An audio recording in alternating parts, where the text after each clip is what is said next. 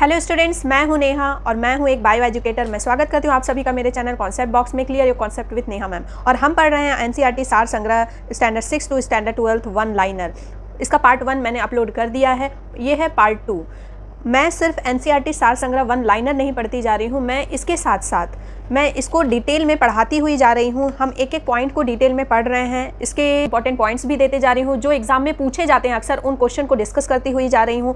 कुछ ट्रिक्स भी इस वीडियो में मैं आपको प्रोवाइड करूँगी, जो डिजीज़ वाले जो ट्रिक्स हैं उन ट्रिक्स को प्रोवाइड करूँगी। बहुत सारे एक्स्ट्रा पॉइंट्स मैं आपको दूंगी ताकि ये आपका साइंस कवर हो जाए। स्टार्ट करने से पहले मैं आप सभी से रिक्वेस्ट करूँगी कि आप इधर उधर की बातें सोचना छोड़ दें, और अब जो मैं पढ़ाऊँगी तो सिर्फ मेरी आवाज़ और आपका दिमाग होना चाहिए, बीच में कुछ नहीं। और आपको एक ट्रिक अपनानी है जो मैंने वीडियो 1 में भी आपसे करवाया था, कि आपको सिर्फ ये सोचना है कि मैं जो भी पढ़ने वाला हूँ वो सब मुझे याद होने वाला है। मेरी मेमोरी बहुत अच्छी है, मैं जो भी पढ़ता हूँ मुझे याद हो जाता है। एक्चुअली ये ट्रिक विवेकानंद जी की अपनाई हुई ट्रिक है और ये हमारे साथ भी होता है during exam time. Exam time में हम क्या करते हैं कि जो भी पढ़ते हैं एक बार में हमको याद हो जाता है, जो साल भर हमको याद नहीं होता वो एग्जाम टाइम में चीज़ें याद हो जाती हैं। So without any delay let's start our part 2। आप सभी के सपने पूरे हों और जो भी मेहनत कर रहे हैं उस मेहनत को करते ही जाइए, मेहनत को बीच में नहीं छोड़िए। जो लोग आपको क्रिटिसाइज कर रहे हैं उन सबको जवाब देने का वक्त है। क्रिटिसाइज उन्हीं की जाती है जिनमें कोई बात होती है। सोने को ही परखा जाता है, लोहे को नहीं। तो इसी अच्छी उम्मीद के साथ कि हम सभी सफल होंगे, हम स्टार्ट करते हैं हमारा आज का टॉपिक। एक्सक्रीटरी सिस्टम क्या होता है? एक्सक्रीटरी सिस्टम हमारे बॉडी का ऐसा सिस्टम है जो हमारी बॉडी से नाइट्रोजनस वेस्ट और मेटाबॉलिक वेस्ट को रिमूव करता है। नाइट्रोजनस वेस्ट जैसे यूरिन, अमोनिया, इन सबको रिमूव करता है, और हमारे शरीर से मेटाबॉलिक वेस्ट जैसे CO2, स्वेट, पसीना, कार्बन डाइऑक्साइड, इन सबको निकालता है। हर एनिमल का अलग अलग एक्सक्रीटरी ऑर्गन होता है, और हमारा भी एक्सक्रीटरी ऑर्गन क्या है? मोस्ट ऑफ द पीपल कहेंगे किडनी, लेकिन सिर्फ किडनी नहीं है। 5 एक्सक्रीटरी ऑर्गन है हमारे पास: लंग, लिवर, किडनी, स्किन और इंटेस्टाइन। और ये पांचों ऑर्गन अलग अलग चीज़ें एक्सक्रीट करती हैं। इन सबको अभी हम बाद में डिटेल में पढ़ेंगे, पहले हम ये सारा वन लाइनर स्टडी करेंगे। ओके। मानव शरीर में यूरिया का निर्माण किस अंग में होता है? यकृत में। लीवर में होता है मानव शरीर में यूरिया का निर्माण। क्यों करता है लीवर यूरिया का निर्माण? अमोनिया डायरेक्ट क्यों नहीं एक्सक्रीट कर सकता है? यूरिया क्या करता है? अमाइनो एसिड जो एब्जॉर्ब हुआ है उसको फिर अमोनिया में बदल जाता है लीवर के पास जाके, तो फिर वो अमोनिया को क्या करता है? वो यूरिया में बदलता है, क्योंकि अमोनिया हाईली टॉक्सिक होता है। उसको एक्सक्रीट करने के लिए बहुत सारे पानी की जरूरत पड़ती है, हम उतना पानी नहीं पी सकते। तो उसको एक्सक्रीट कौन करता है?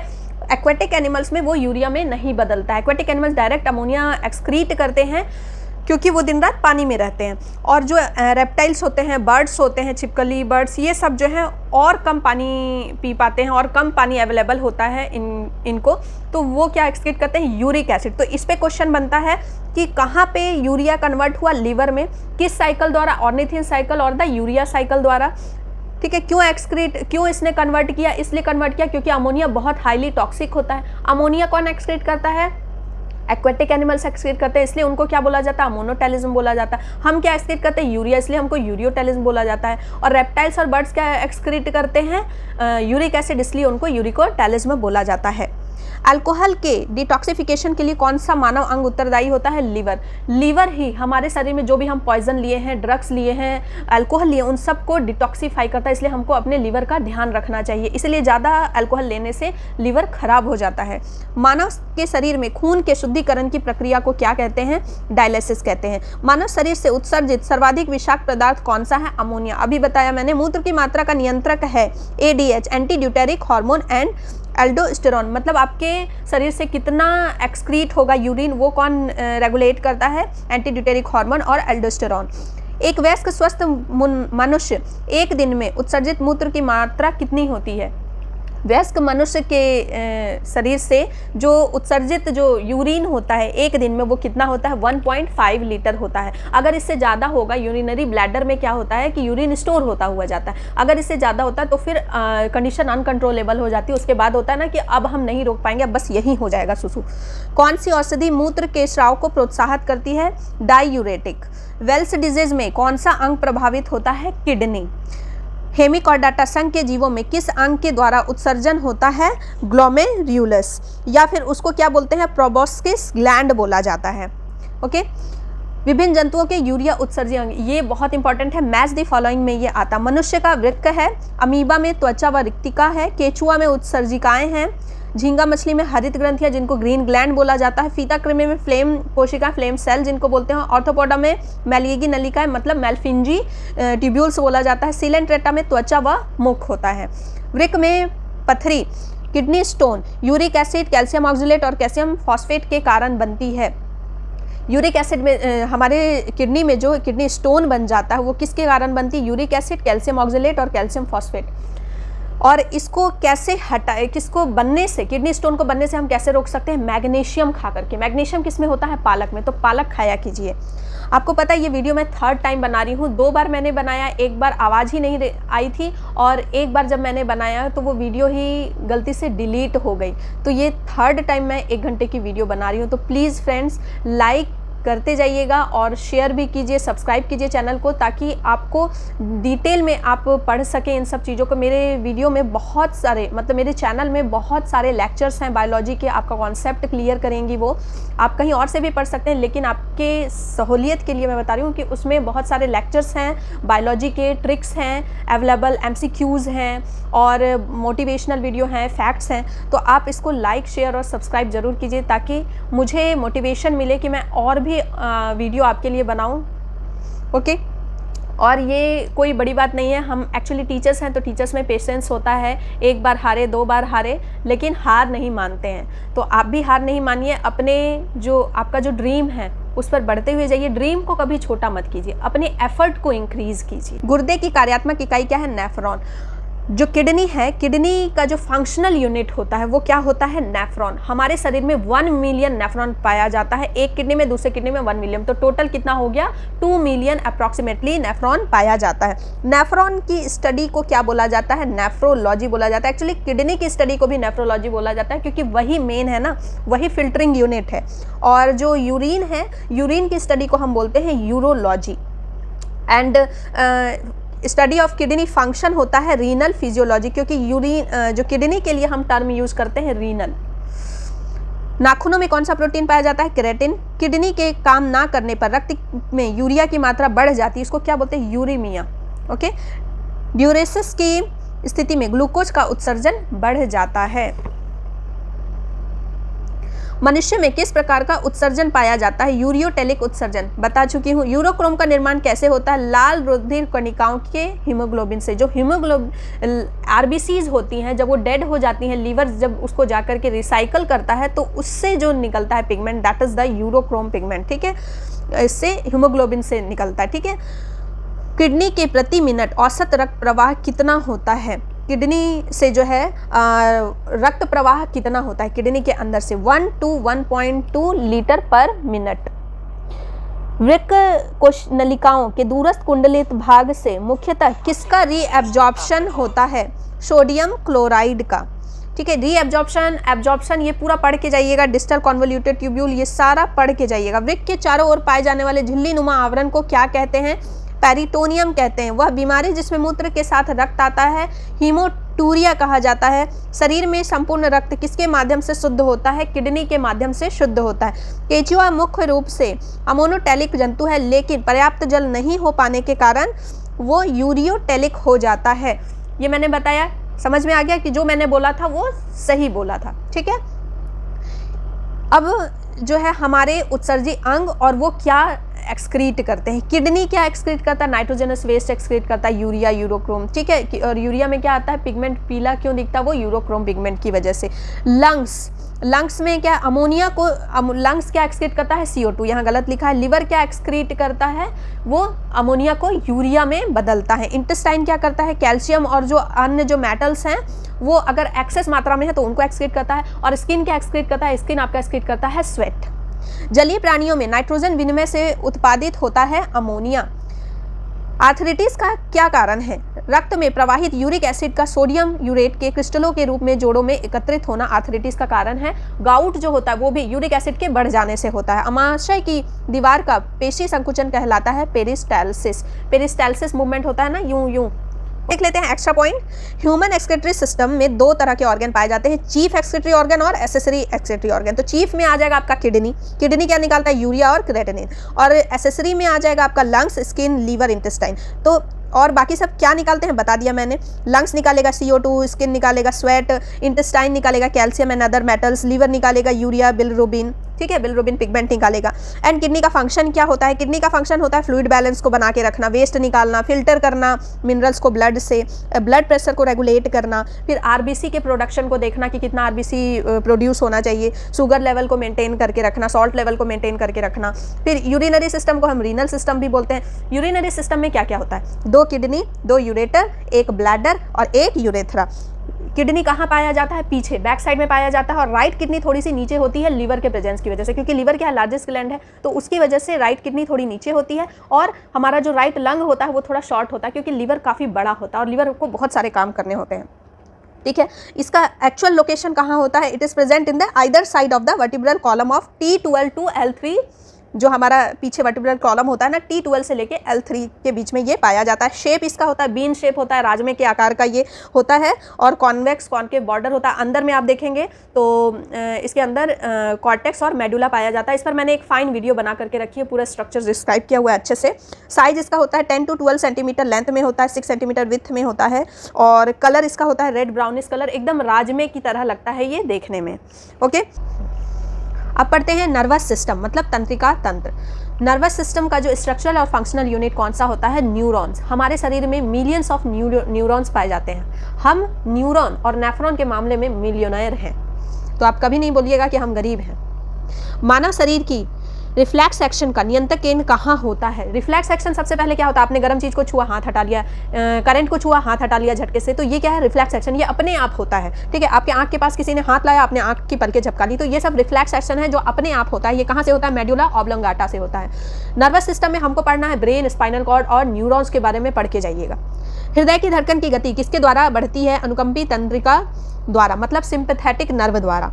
मोटर स्किल मस्तिष्क के कौन से भाग से के साथ संबंधित होता है? Frontal lobe. हमारे ब्रेन में बहुत सारा लोब पाया जाता है, frontal lobe, parietal lobe, occipital lobe, temporal lobe. मानव मस्तिष्क का सबसे बड़ा भाग कौन सा है? रोम्बेनसेफेलॉन, ये गलत दिया हुआ है। सेरेब्रम होता है, जिसको टेलेसेफेलॉन भी बोला जाता है। सेरेब्रम जो होता है 2 पार्ट में बटा हुआ रहता है, लेफ्ट हेमीस्फेयर और राइट हेमीस्फेयर में बटा हुआ रहता है। किसी का लेफ्ट पार्ट ज़्यादा वर्क करता है, किसी का राइट पार्ट ज़्यादा वर्क करता है। नर्वस सिस्टम के अध्ययन को तंत्रिक न्यूरोलॉजी कहा जाता है, और जो इसके डॉक्टर होते हैं उनको न्यूरोलॉजिस्ट कहा जाता है। कम नींद आने के लिए चिकित्सक शब्दावली का प्रयोग किया जाता है, इंसोम्निया, मतलब जिनको कम नींद आती है उनको क्या कहा जाता है? कि इनको इंसोम्निया हो गया है। मस्तिष्क का कौन सा भाग गुरुत्वाकर्षण के विरुद्ध शरीर का समर्थन करता है? Interstitial nucleus. औसतन एक सामान्य मानव मस्तिष्क का भार कितना होता है? 1.36 kg होता है, लेकिन फीमेल में जो ब्रेन होता है वो थोड़ा सा छोटा होता है और उसका वजन भी थोड़ा कम होता है। इसका मतलब ये नहीं है कि उनमें बुद्धि कम होती है, बुद्धि उतनी ही होती है, क्योंकि न्यूरॉन्स की मात्रा सेम होती है, और न्यूरॉन्स जो होते हैं डेंस फॉर्म में पाए जाते हैं। इनका हार्ट भी छोटा होता है, लेकिन हार्ट जो है ज़्यादा बीट करता है। शरीर में प्रतिवर्ती क्रियाओं का नियंत्रण और एवं समन्वय कौन करता है? स्पाइनल कॉर्ड करता है। स्पाइनल कॉर्ड में एक लिक्विड भरा हुआ होता है जिसको सेरेब्रो स्पाइनल फ्लूइड कहा जाता है, ये भी इंपॉर्टेंट है। सेरेब्रल पाल्सी का मस्तिष्क संबंधी विकार है। सेरेब्रल पाल्सी जो है मस्तिष्क संबंधी विकार है, जो सामान्यतः छोटे बच्चों में पाया जाता है। तंत्रिका तंत्र का विकास सर्वप्रथम किस जीव में माना जाता है? हाइड्रा में। मनुष्य के कपाली तंत्रिकाओं की संख्या कितनी होती है? 12 होती है। क्रेनियल नर्व्स 12 पाए जाते हैं, स्पाइनल नर्व्स 31 पेयर में पाए जाते हैं, लेफ्ट साइड राइट साइड दोनों तरफ होते हैं। मानव शरीर के भूख तथा तृप्ति मस्तिष्क के किस भाग द्वारा नियंत्रित होती है? हाइपोथैलेमस द्वारा। आपको भूख लगी है, नहीं लगी, आपका पेट भर गया है, आपको प्यास लगी है, आपकी प्यास बुझ गई है, ये सब कौन बताता है आपको? हाइपोथैलेमस रेगुलेट करता है। कभी कभी क्या होता है कि हम पानी पी रहे हैं, पीते जा रहे हैं, प्यास ही नहीं बुझ रही है, खा रहे हैं, खाते जा रहे हैं, जो है भूख ही नहीं मिट रही है, कभी कभी ऐसा होता है ना, तो ये हाइपोथैलेमस की गड़बड़ी से होता है। तो उस समय पे आपको ये अंगूठे वाला पार्ट को इसको एक्यूपंक्चर देना है, एक्यूप्रेशर देना है, क्योंकि कहा जाता है कि यहाँ ये जो है पार्ट लिंक होता है हाइपोथैलेमस से।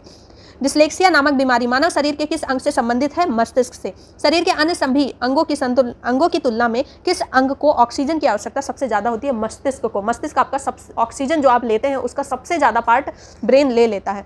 तंत्रिका ऊतक का प्रमुख कार्य क्या है? उत्तेजनाओं को प्राप्त करना। मेरु रज्जु व मस्तिष्क के आवेग जो है इम्पल्स भेजना। प्रतिवर्ती क्रियाओं की खोज सर्वप्रथम मार्शल हॉल ने की थी। तो गाइस, वीडियो अगर पसंद आ रही है तो लाइक करते जाएं और सब्सक्राइब फटाक से कर लें, और वीडियो देखने के बाद शेयर जरूर कीजिएगा। ज्ञान बांटिएगा तो ज्ञान बढ़ेगा। भोजन ग्रहण के पश्चात आहार नाल की तरंग गति और इसकी दीवार की ग्रंथियों के श्रावण का उत्तेजन किस तंत्र द्वारा होता है? परानुकंपी तंत्र द्वारा, मतलब पैरासिम्पैथेटिक नर्व द्वारा। कौन से तंत्र से कौन से तंत्र हमारे शरीर में समन्वय का कार्य करते हैं? Endocrine system. जो मनुष्य यह नहीं समझ पाता कि उसे कब भोजन रोक देना चाहिए, वह किस रोग से पीड़ित है? बुलिमिया से। बायोलॉजिकल क्लॉक मानव शरीर के किस अंग में स्थित होता है? हाइपोथैलेमस में। बायोलॉजिकल क्लॉक क्या हो गया कि किस समय हमारा जो एक टाइम फिक्स होता है ना कि रात में ही सोना है हमको और सुबह जो है काम पे जाना है, ऐसा तो नहीं होता कि हम रात में काम पे जा रहे हैं और सुबह सो रहे हैं, तो ये होता है बायोलॉजिकल क्लॉक। ये कौन रेगुलेट करता है? हाइपोथैलेमस। एपिथैलेमस किन ग्रंथियों से निर्मित होता है? पीनियल ग्रंथि और हैबेन्यूला। मानव शरीर का वह कौन सा भाग अल्जाइमर रोग से प्रभावित होता है? मस्तिष्क। इसमें मेमोरी लॉस हो जाती है। मांसपेशियों के रेशों में आवेग संचरण के लिए किस पदार्थ की आवश्यकता होती है? सोडियम के लिए। मनुष्य का मस्तिष्क कितने भागों में विभाजित होता है? 3, सेरेब्रम, सेरेबेलम और ब्रेन स्टेम। सेरेब्रम जो सबसे बड़ा पार्ट होता है, then cerebellum, then brain stem.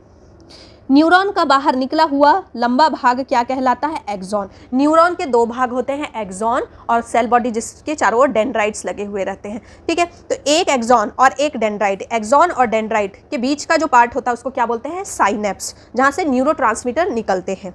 Okay, और जब हम ड्रिंक कर लेते हैं उसके बाद लड़खड़ाने लगते हैं। क्यों लड़खड़ाने लगते हैं? क्योंकि उस समय हमारा सेरेबेलम अफेक्टेड होता है, अल्कोहल वगैरह से सेरेबेलम हमारा अफेक्टेड हो जाता है। तंत्रिकी कोशिकाओं के तंत्रिकाक्ष के चारों ओर किस पदार्थ का आवरण पाया जाता है? मेलिन। सुई चुभने पर किस अंग में पीड़ा का अनुभव नहीं होगा? मस्तिष्क। चुभा के देखिएगा। मानव के जन्म के पश्चात किस अंग में कोशिका विभाजन नहीं होता है? तंत्रिका कोशिका में। सीटी स्कैन, अब देखते हैं चिकित्सीय उपकरण और उपयोग। सीटी स्कैन किस लिए काम में आता है? शरीर में असामान्यता देखने के लिए। इलेक्ट्रोकार्डियोग्राफ हृदय में विकार पता करने के लिए। ऑटो एनालाइजर जैव रासायनिक तत्वों की जांच के लिए। पेसमेकर हृदय की गति नियंत्रित करने में। जो नेचुरल पेसमेकर होता है वो ऐसे नोड को बोला जाता है। मानव मस्तिष्क का कौन सा भाग वृद्धि, स्मृति और तर्क का केंद्रक होता है? सेरेब्रम। 2 तंत्रिका कोशिकाओं के मिलन को क्या कहते हैं? साइनेप्स। अभी बताया मैंने। जो जंक्शन होता है उसको क्या बोला जाता है? साइनेप्स। अब पढ़ते हैं ब्लड सर्कुलेटरी सिस्टम। पढ़ते जाइए, याद करते जाइए, डिस्ट्रैक्ट नहीं होना है। मानव शरीर में कौन सी रक्त कोशिकाएं संक्रमण से शरीर की रक्षा करती है? WBC। WBC को बोला जाता है व्हाइट ब्लड सेल और ल्यूकोसाइट्स बोला जाता है। WBC कहाँ कहाँ उत्पन्न होते हैं? रेड बोन मैरो में, स्प्लीन में और लिम्फ नोड्स से इनका बर्थ प्लेस होता है। और मरते कहाँ हैं? जाकर के जो ब्लड वेसल्स है उससे बाहर जाके मरते हैं, अपने घर में जाकर के ये मरते हैं। ये क्या करते हैं? वाइट जो भी चीज़ें होती हैं वो फाइटिंग का काम करती है। डिफेंस सिस्टम, ये हमारे बॉडी के सोल्जर हैं, डिफेंस करते हैं हमको जार्म्स से और फॉरेन मटेरियल से। हमारी बॉडी में कोई भी फॉरेन पार्टिकल्स आ जाता है उससे हमारी रक्षा करते हैं। ये एंटीबॉडीज़ बनाते हैं। एंटीबॉडीज़ क्या है? जिस तरह शस्त्र हो गया, शस्त्र बनाते हैं और उससे मारते हैं। किस रक्त समूह का व्यक्ति यूनिवर्सल डोनर होता है? O, स्पेशली O नेगेटिव वाले। हीमोग्लोबिन मानव रक्त में पाया जाने वाला पदार्थ है जिसका प्रमुख कार्य ऑक्सीजन का परिवहन करना है। हीमोग्लोबिन क्या करता है? ऑक्सीजन को कैरी करता है। एक आरबीसी में 4 Fe होता है और एक मतलब चारों Fe जो है 4 ऑक्सीजन कैरी करते हैं। वृद्ध व्यक्ति का रक्तदाब सामान्यतः बढ़ जाता है। एक सामान्य व्यक्ति के रक्त का औसत pH कितना होता है? 7.35 to 7.45 pH होता है। ब्लड ग्रुप के खोजकर्ता कौन थे? Karl Landsteiner. Very very important, कई बार पूछा गया है। RH कारक का नाम किस जंतु से संबंधित है? बंदर से संबंधित है, स्पेशली रीसस बंदर से। AB रक्त वर्ग का व्यक्ति किसी भी रक्त वर्ग के व्यक्ति का रक्त ले सकता है। यूनिवर्सल रिसीवर बोला जाता है उनको, क्योंकि इनमें एक भी एंटीबॉडीज नहीं प्रोड्यूस होते हैं। श्वेत रुधिर कोशिकाओं का प्रमुख कार्य है शरीर की प्रतिरक्षा। रुधिर के जमने में किस खनिज की आवश्यकता होती है? कैल्शियम की। लाल रक्त कणिकाएं शरीर के किस अंग में नष्ट होती हैं? स्प्लीन। RBC स्प्लीन में जाकर नष्ट होती है। और जो प्लेटलेट्स है जिनको थ्रोम्बोसाइट्स बोला जाता है वो कहाँ नष्ट होती हैं? स्प्लीन में और लीवर में। मनुष्य का औसत रक्तचाप कितना होता है? 120/80 mmHg। इससे ज़्यादा हो जाने पे हाई BP, इससे कम होने पर लो BP। और किससे नापा जाता है ब्लड प्रेशर? स्फिग्मोमैनोमीटर से नापा जाता है। रक्त किस प्रकार का ऊतक है? Fluid connective tissue, vascular connective tissue या फिर स्पेशलाइज्ड कनेक्टिव टिश्यू भी बोला जाता है इसे। ब्लड के 2 पार्ट होते हैं, एक जो होता है सेल वाला पार्ट होता है जिसको एलिमेंट पार्ट बोला जाता है और प्लाज्मा पार्ट होता है। प्लाज्मा 55% पाया जाता है और ब्लड जो है सेल्स जो है 40 to 45% पाए जाते हैं। यदि एक पिता का रक्त वर्ग A है, ब्लड ग्रुप A है, मम्मी का ब्लड ग्रुप O है, तो संतान जो बच्चा है उसका ब्लड ग्रुप क्या होगा? A होगा चाहे O होगा। रुधिर प्लाज्मा में एंटीबॉडी किसके कारण निर्मित होती है? लिम्फोसाइट। B लिम्फोसाइट और T लिम्फोसाइट होते हैं जो लिम्फ नोड में बनते हैं और ये क्या करते हैं? किल करने का काम करते हैं, एंटीबॉडीज प्रोड्यूस करने का काम करते हैं। दिल का दौरा पड़ने, मतलब किल किसको करते हैं? जर्म्स को किल करने का काम करते हैं। They are macrophages. दिल का दौरा पड़ने के पहले घंटे को किस नाम से जाना जाता है? Golden hour. मनुष्य के शरीर में रक्त का दाब कितना होता है? वायुमंडलीय दाब से अधिक। हृदय की संकुचन से धमनियों की दीवारों पर पड़ने वाला दाब ब्लड प्रेशर कहलाता है। ब्लड प्रेशर क्या होता है, जैसे हार्ट है, हार्ट के नीचे वाले पार्ट से ब्लड ऊपर जाता है अयोर्टा से फिर पतली पतली आर्टरीज में पहुंचता है। तो जैसे हम कोई पंप ले लिए और ऐसे उसको दबा रहे हैं, उसमें पानी भरा है, तो ऊपर कितने जोर से पानी निकलेगा ना, तो प्रेशर बढ़ेगा। तो वो प्रेशर किस पे रहता है, आर्टरीज पे पड़ता है, तो उसी को बोलते हैं ब्लड प्रेशर। और आर्टरीज इसीलिए क्या होती है, अंदर पाई जाती है, और आर्टरीज जो है उसकी वॉल होती है काफ़ी थिक होती है, वेन की वॉल काफ़ी थिन होती है, और वेन जो है सुपरफिशियल ऊपर ऊपर दिखाई देता है आपको, और वेन्स की अंदर 2 वॉल्व्स पाए जाते हैं दोनों तरफ से, that prevent the back flow of the blood. क्योंकि वेन नीचे से ऊपर भी जाता है ना, तो अगर नीचे से ऊपर कोई चीज़ जा रही है, वॉल्व नहीं प्रेजेंट होगा, तो क्या होगा कि वापस से ब्लड बार बार नीचे आ जाएगा। रुधिर में श्वेत रक्त कणिकाओं की अत्यधिक मात्रा में उपस्थिति को किस रोग के नाम से जाना जाता है, ल्यूकेमिया। अगर WBC ज़्यादा है तो उसको बोलते हैं ल्यूकेमिया, अगर WBC कम है तो ल्यूकोपोनिया बोला जाता है। इंसुलिन नामक हार्मोन का मुख्य कार्य रक्त में शर्करा की मात्रा, शुगर लेवल का नियंत्रण करना होता है। इसीलिए जो शुगर पेशेंट होते हैं, डायबिटिक पेशेंट होते हैं, उनमें इंसुलिन बनता नहीं है, तो उनका जो है ग्लूकोज लेवल बढ़ जाता है हमेशा। रक्त में ग्लूकोज का स्तर किस में व्यक्त किया जाता है, मिलीग्राम प्रति डेसीलीटर में। मिलीग्राम प्रति डेसीलीटर में। रक्त का थक्का कैसे बनता है, थ्रोम्बोप्लास्टिन, प्रोथ्रोम्बिन, कैल्शियम मिलके थ्रोम्बिन बनाते हैं। थ्रोम्बिन फिब्रिनोजन मिलके फाइब्रिन बनाते हैं, जो धागे की तरह बन जाता है और सिलने का काम करता है। फाइब्रिन रुधिराणु मिलकर के फिर रक्त का थक्का बना देते हैं। जैविक प्रक्रिया को तेज करने में कौन सा पदार्थ उत्तरदायी होता है, एंजाइम। एंटीजन एक ऐसा पदार्थ है जो एंटीबॉडी के निर्माण को उद्दीपित करता है तथा उसकी मुख्य विशेषता प्रतिरोधों के निर्माण को प्रेरित करती है। एंटीजन क्या करता है, एंटीबॉडी को प्रोड्यूस करने में मदद करता है। कोई अगर राक्षस आएगा तभी तो आप शस्त्र उठाएंगे ना। रक्त को हृदय तक पहुंचाने वाली धमनियां क्या कहलाती हैं, कोरोनरी आर्टरीज। लाल रक्त कणिकाएं RBC मुख्यतः कहाँ बनती हैं, अस्थि मज्जा में, मतलब बोन मैरो में बनती हैं। प्लाज्मा में जल का प्रतिशत कितना होता है, लगभग 90%। स्टार्च के जल अपघटन में कौन सा एंजाइम बनता है, अमाइलेज। रक्त का थक्का बनने में फिब्रिनोजेन का फाइब्रिन में परिवर्तन थ्रोम्बिन एंजाइम के कारण होता है। फिब्रिनोजेन जो है वो फाइब्रिन में बदला, कैसे बदला, एंजाइम के कारण। कौन से एंजाइम, थ्रोम्बिन एंजाइम के कारण। ये थ्रोम्बिन एंजाइम किसकी वजह से बनता है, लीवर की वजह से। तो लीवर कितने सारे काम कर रहा है। हृदय की धड़कन नियंत्रित करने की भूमिका होती है सोडियम। किसकी भूमिका होती है, सोडियम में, ठीक है। एंजाइम एक प्रकार का बायोकैटालिस्ट है। एक धड़कन या हृदय गति की एक आवृत्ति में लगभग कितना समय लगता है, 0.8 second, okay, and total 72 minute. रक्त दाब का नियंत्रण किस ग्रंथि के द्वारा होता है, एड्रिनल ग्लैंड के द्वारा होता है। एक जो है मिनट में आपका शरीर कितने लीटर ब्लड फ्लो करता है, सर्कुलेट करता है, 5 लीटर। अधिक ऊंचाई पर जाने पर मानव शरीर में लाल रक्त कोशिका बढ़ जाती है। क्यों बढ़ जाती है, क्योंकि वहाँ पे ऑक्सीजन की जो मात्रा है वो कम हो जाती है, तो उसको मेंटेन करने के लिए RBC बढ़ जाती है, ठीक है। एनीमिया रोग किस पोषक पदार्थ की कमी के कारण होता है, फॉलिक एसिड की कमी के कारण होता है। और अगर ज़्यादा हमारे शरीर में फॉलिक एसिड कम हो जाता है तो वो सिकल सेल में बदल जाता है। जो RBC है वो सिकल सेल हसीए के आकार में बदल जाता है, तो उसको बोला जाता है सिकल सेल अनेमिया। तो ऑक्सीजन कैरिंग कैपेसिटी कम हो जाती है। एक जो आपका RBC होता है वो 270 मिलियन हीमोग्लोबिन को कैरी करता है। तो जब वो सिकल सेल में बदल जाएगा तो हीमोग्लोबिन कैरी नहीं कर पाएगा। हीमोग्लोबिन कैरी नहीं होगा तो फिर क्या होगा कि ऑक्सीजन कम उससे बाइंड हो पाएगा, ठीक है। एक तो हीमोग्लोबिन ऑलरेडी कम है तो ऑक्सीजन कम बाइंड हो पाएगा। मानव शरीर की सबसे लंबी शिरा कौन सी है, ग्रेट स्टेफेनस शिरा, पैर में उपस्थित होती है। श्वेत रक्त कणों की कितनी संख्या होने पर ब्लड कैंसर हो जाता है, 12,000 पर cc। रक्तदाब के उपचार में किस पौधे का उपयोग किया जाता है, सर्पगंधा। मानव शरीर की सबसे बड़ी धमनी कौन सी है, एओर्टा। किस अंग को मानव शरीर का रक्त बैंक कहा जाता है, स्प्लीन। रक्तचाप रक्तदाब मापने के लिए किस उपकरण का प्रयोग किया जाता है, स्फिग्मोमैनोमीटर, बता चुकी हूँ। अशुद्ध रक्त प्रवाह कैसे होता है, एक्चुअली क्या होता है कि आपके पूरे बॉडी से ब्लड आया, ठीक है। ब्लड आकर के वेन के थ्रू ब्लड आया और वो जाता है हार्ट के पास जाता है सुपीरियर वेना कावा और इन्फीरियर वेना कावा के थ्रू। फिर वो जाता है राइट पार्ट में, राइट आर्टरी राइट वेन में जाता है। फिर वो पल्मोनरी आर्टरी के थ्रू जाता है किसके पास, लंग्स के पास साफ होता है, ऑक्सीजनेटेड होता है, एल्वियोलाई प्रेजेंट होता है, वो ऑक्सीजन और कार्बन डाइऑक्साइड का गैस एक्सचेंज हो जाता है, आदान प्रदान हो जाता है। अब आपका ब्लड साफ हो गया, ठीक है, ऑक्सीजनेटेड हो गया। फिर वो पल्मोनरी वेन के थ्रू आता है, लेफ्ट हार्ट में घुसता है और फिर एओर्टा से होकर के पूरे बॉडी में फिर चला जाता है। एओर्टा से आर्टरी, आर्टरी से आर्टेरियोल, आर्टेरियोल से फिर कैपिलरी से होते हुए पूरे सेल टू सेल पहुंच जाता है। कोलेस्ट्रॉल की सामान्य सीमा मानव में कितनी होती है, 150 to 260 mg पर 100 ml। रक्त समूह AB को सार्वभौमिकग्राही क्यों माना जाता है? क्योंकि उसके पास कोई एंटीबॉडी नहीं होता, उसके पास लड़ने के लिए हथियार ही नहीं है, तो वो क्या करेगा? कोई भी आ जाए बॉडी में, कोई भी ब्लड ग्रुप आ जाए, वो कुछ कर ही नहीं सकता, निहत्था है। एंटीबॉडी क्या है? ग्लाइकोप्रोटीन है। सिकल सेल एनीमिया का रोग किसकी विकृति से होता है? RBC, बता दिया है मैंने। रक्त परिसंचरण से संबंधित अंग एवं उनके कार्य।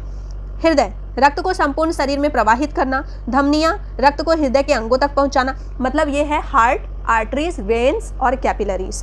आर्टरीज जो है हार्ट से ब्लड लेकर के जाती है पूरे बॉडी में, और वेन क्या करता है? पूरे बॉडी से ब्लड लेकर के आता है हार्ट के पास। क्यों हार्ट के पास लेके आता है? क्योंकि हार्ट से फिर जाएगा लंग्स के पास, लंग्स से फिर वो साफ होगा, ब्लड आपका ऑक्सीजनेटेड होगा। और कैपिलरीज दोनों को मिलते हैं ना, जहाँ पे आर्टरीज और वेन, उसको बोला जाता है कैपिलरीज। तरह के होते हैं कैपिलरीज। रिसर्पिन नामक औषधि का प्रयोग किसके लिए किया जाता है? हाई बीपी को कम करने के लिए। रिसर्पिन नाम का जो ये है औषधि दवाई किसके लिए यूज किया जाता है? High BP. तो आपके घर में कोई किसी को हाई बीपी हो तो क्या देंगे? रिसर्पिन। कौन सी कोशिका प्रतिरक्षा मतलब कि एंटीबॉडी का उत्पादन करती? कौन सी कोशिका एंटीबॉडी का उत्पादन करती है? वो लिम्फोसाइट। बताया है मैंने, लिम्फोसाइट, बी लिम्फोसाइट और टी लिम्फोसाइट, ये एंटीबॉडीज बनाती हैं। धमनियां हृदय से ऑक्सीजनेट ब्लड को शरीर के विभिन्न अंगों में ले जाती हैं।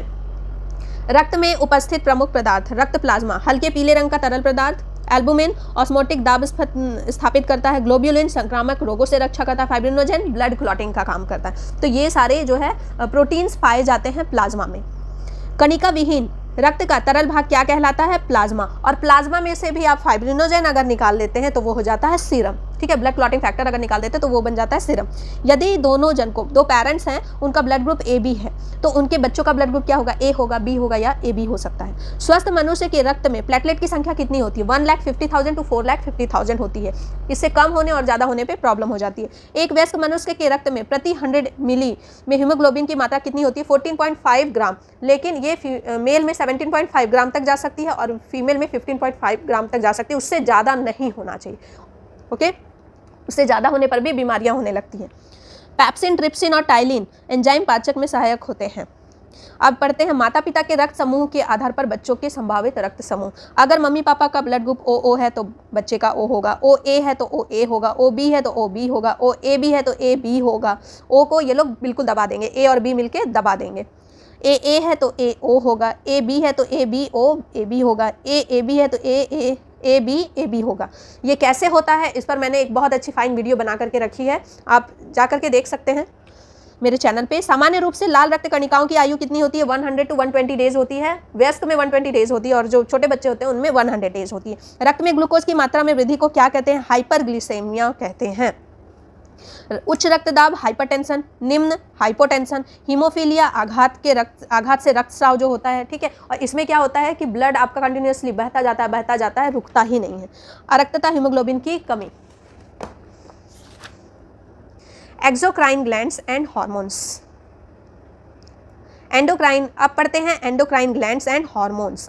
क्या होते हैं एंडोक्राइन ग्लैंड्स? एक्चुअली हमारे बॉडी में दो तरह के ग्लैंड्स पाए जाते हैं, एक्सोक्राइन ग्लैंड्स और endocrine glands. Exocrine glands duct से अपने सिक्रेशन को भेजते हैं और एंडोक्राइन ग्लैंड्स अपने सिक्रेशन को डायरेक्ट ब्लड में भेजते हैं। ये जो ग्लैंड्स होते हैं, जितने भी ग्लैंड्स हमारे शरीर में पाए जाते हैं, ये सिक्रेट करते हैं हार्मोन और अदर सब्सटेंसेस।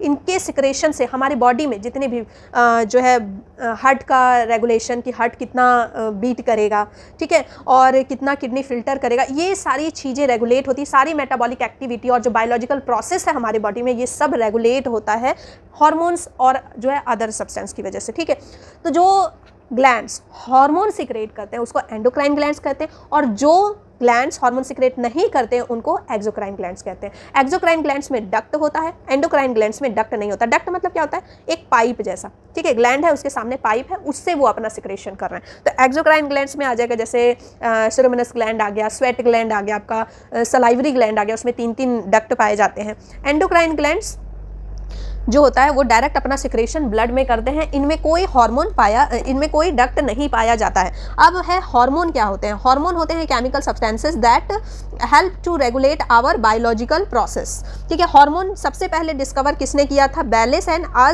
H. स्टार्लिंग ने किया था। क्या नाम था? बैलेस और स्टार्लिंग, BAYLESS। H. स्टार्लिंग ने 1903 में किया था। सबसे पहला हार्मोन जो डिस्कवर किया गया था वो था सिक्रेटिन। और हार्मोन्स एंडोक्राइन ग्लैंड्स कितने तरह के होते हैं? ये अप्रॉक्सीमेटली 9 तरह के होते हैं। Pituitary, thyroid, parathyroid, thymus, adrenal, pancreas, pineal, gonads and hypothalamus, जिसमें कि पिट्यूटरी ग्लैंड को मास्टर ग्लैंड बोला जाता है। अब पढ़ते हैं यहाँ लाइन से एक एक लाइन अब पढ़ते हैं एक एक लाइन ध्यान से। दुग्ध निकासन हार्मोन ऑक्सीटोसिन का स्राव कौन सी ग्रंथि करती है? पिट्यूटरी ग्लैंड करती है, जिसको कि मास्टर ग्लैंड कहा जाता है। माँ और शिशु के मध्य गले लगना, चूमना किस हार्मोन के स्रावक को प्रेरित करता है? ऑक्सीटोसिन के स्रावक को प्रेरित करता है। Oxytocin hormone is known as the bonding hormone. माँ और बच्चे के बीच जो बॉन्डिंग है, पति पत्नी के बीच बॉन्डिंग, प्रेमी प्रेमिका के बीच जो बॉन्डिंग होती है, वो ऑक्सीटोसिन हार्मोन के रिलीज होने से होती है। और ये जब हम जवान होते हैं ना, उस समय बहुत ज़्यादा रिलीज होती है। फिर जैसे जैसे बूढ़े होते जाते हैं तो सेल जो ऑक्सीटोसिन हार्मोन निकालना थोड़ा कम कर देता है। तभी फिर पति पत्नी एक दूसरे से क्या कहते हैं कि भाई तुम अब हमें पहले जैसा प्यार नहीं करते हो। एक्चुअली रीज़न वो नहीं है, प्यार वो करता है, लेकिन रीज़न है ऑक्सीटोसिन। ऑक्सीटोसिन सिक्रेट ही नहीं हो रहा, फिर किसी को देखेगा फिर ऑक्सीटोसिन सिक्रेट होगा। ओके, तो ये जो प्यार व्यार है सारा हार्मोन और ब्रेन की कहानी है, और नैनो की कहानी है। नैना रे नैना तुझसे बुरा ना कोई। और हार्ट का इसमें कोई लेना देना नहीं होता है। हार्ट सिर्फ धड़कने का काम करता है, वो भी ब्रेन के कहने पर। और हार्ट आपके लिए सिर्फ धड़कता है। मेरा दिल तेरे लिए धड़कता है, ये गलत है। आपका दिल सिर्फ आपके लिए धड़कता है। मानव शरीर में पैराथायराइड, ये मेरे अपने विचार हैं, बाकी इस पर मैं कोई मतलब ये नहीं करना चाहती हूँ, बहस नहीं करना चाहती हूँ, इस पर कोई कमेंट नहीं करेगा फालतू के।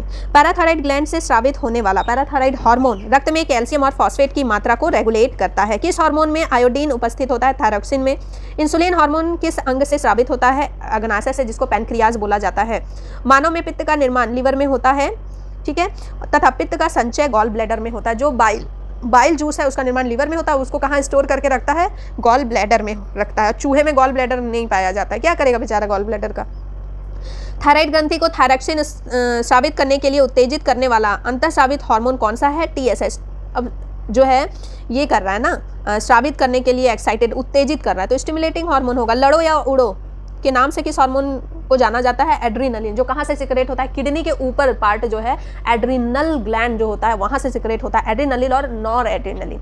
तो वो क्या करता है कि जब आप बहुत ज़्यादा एक्साइटेड हो जाते हैं या फिर कोई आपको मारने आ रहा है, तो या तो आप उसको मार देते हैं, लड़ते हैं, या फिर वहाँ से भाग जाते हैं। तो ये डिपेंड करता है आपके हार्मोन पे।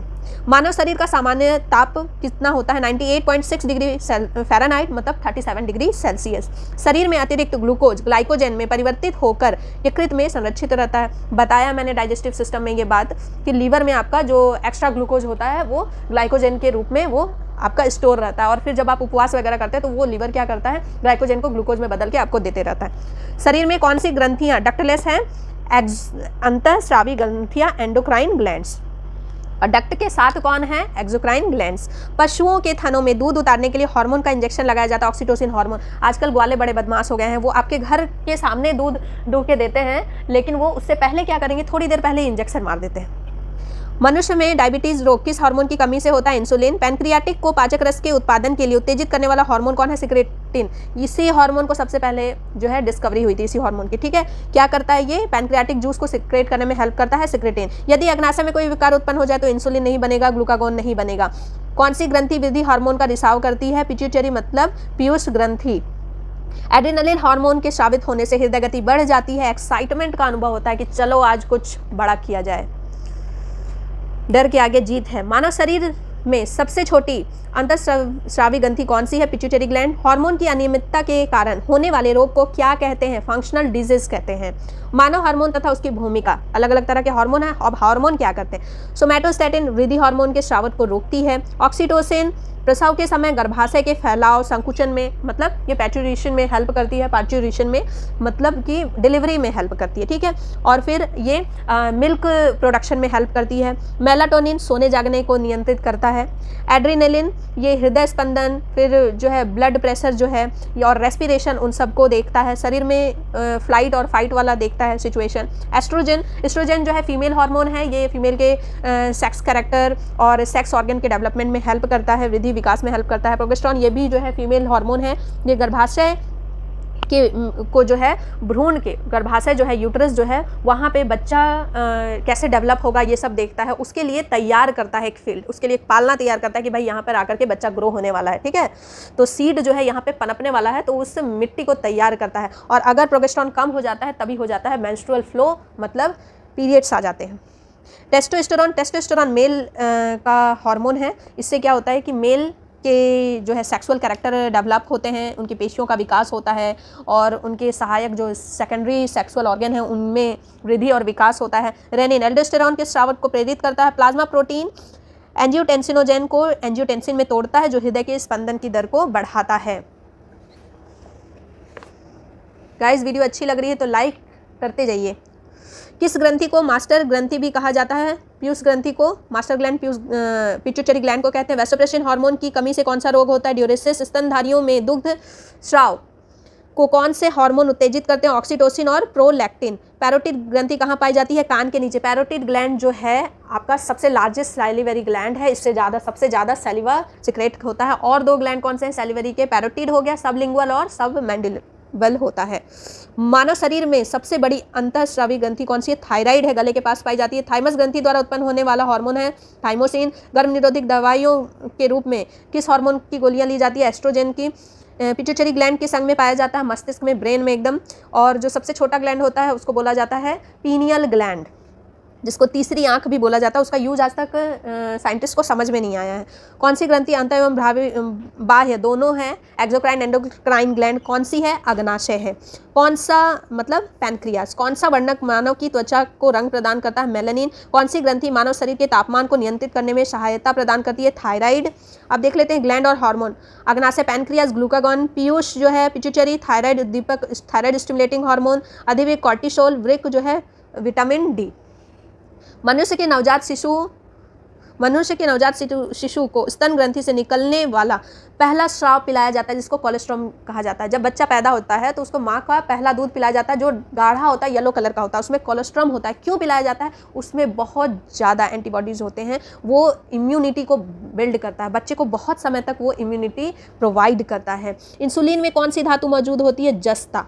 मानव शरीर का कौन सा हार्मोन रक्त के फॉस्फेट व कैल्शियम को नियंत्रित करता है? परावटु। हार्मोन शरीर के उपापचय, वृद्धि, जनन, रुधिर दाब, रुधिर में जल और लवण की मात्रा आदि का नियंत्रण करते हैं।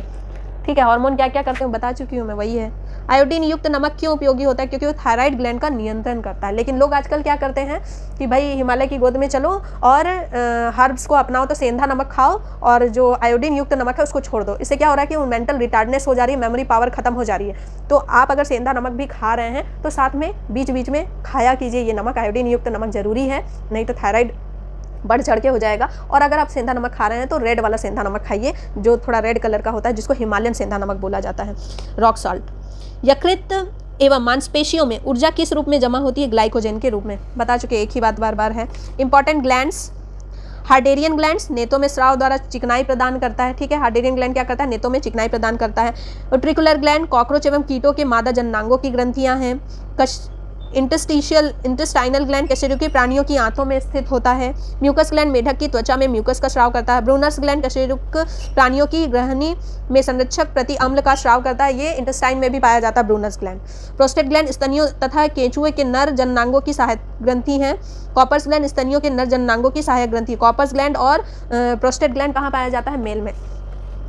ठीक है, विटेलिन ग्लैंड प्लैटीहेलमिन्थस के जननांगों में पाया जाता है। फेमोरल ग्लैंड सरीसृप जंतुओं की जंघाओं में पाया जाता है। फैट ग्लैंड स्तनियों की त्वचा में पाया जाता है। सुडोरीफेरस स्तनियों की त्वचा के पसीने में पाया जाता है।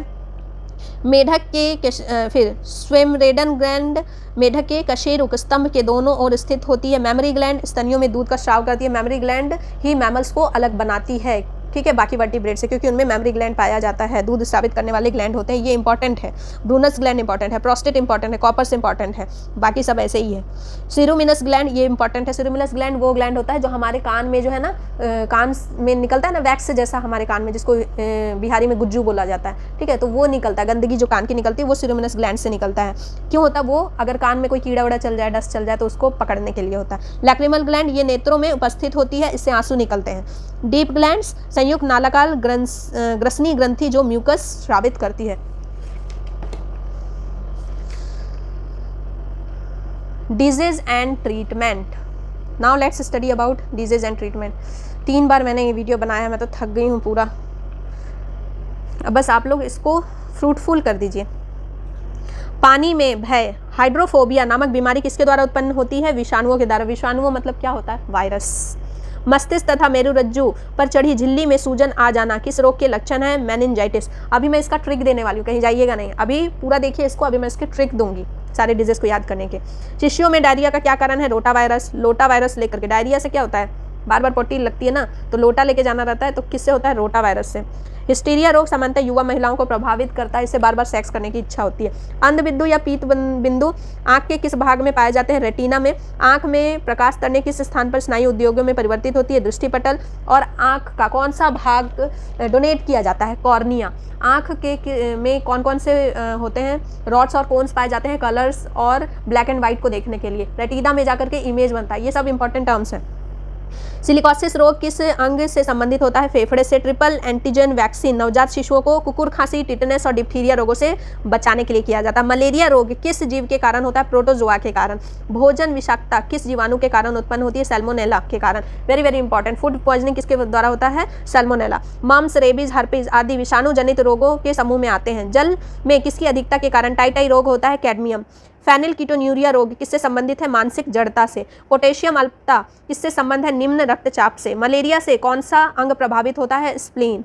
अनुवांशिक रोग लिंग संघलन है? Royal haemophilia. जैसे मलेरिया का पूछा ना, अलग अलग डिजीज का पूछता है कि कौन सा अंग को वो प्रभावित करता है, तो पढ़ के जाइएगा। भारत में मलेरिया के 65% रोगियों के लिए पी वाइवेक्स परजीवी उत्तरदायी है। हीमोफीलिया एक अनुवांशिक विकार है जिसमें रक्त का क्लॉटिंग नहीं होता है, रक्त बहता जाता है। पेयजल में नाइट्रेट की अगर मात्रा अधिक हो जाती है तो ब्लू बेबी सिंड्रोम नाम की बीमारी हो जाती है।